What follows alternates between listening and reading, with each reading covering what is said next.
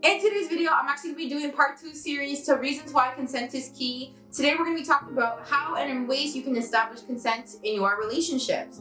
Now, I'm going to be talking about specifically romantically, but if you guys want to hear a series related specifically just to in general encounters that you have in everyday life, let me know down below. Please and thank you. And without further ado, let's get into this video. Ooh. Hey, what's up y'all? My name is Tam. Welcome to the fam and I'm back with another video. In this video, I'll actually be doing part 2 to my Everything Consent series. And today's video is going to be a discussion on how and in ways you can establish consent. If you haven't seen my part 1 series to Everything Consent related, hit the link above or down in the description box below so you can get a better idea and understanding of what consent is overall. In today's video, I'm going to be explaining to you the ways in which you can establish consent, because obviously there's a lot of conversation about consent, but not as much about in ways you can establish consent.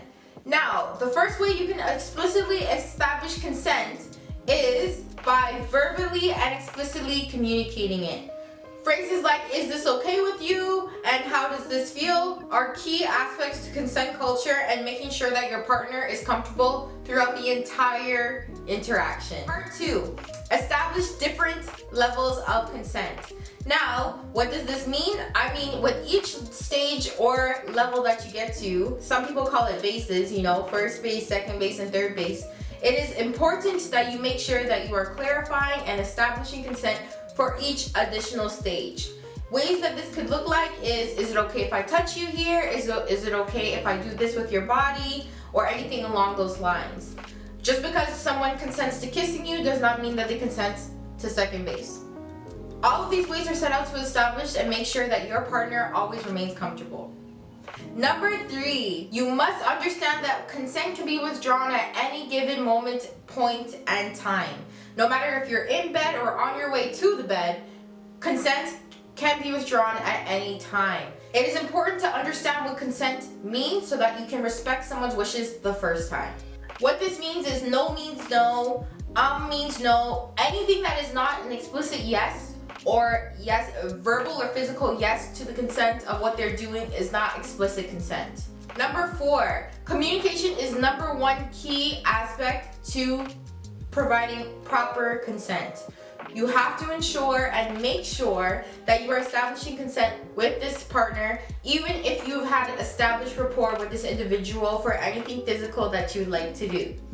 What does this mean? Unless there's been an explicit conversation previous to the act, the sexual act that you are participating in, any and every act that you do should require some level of consent and making sure that your partner is comfortable with these actions.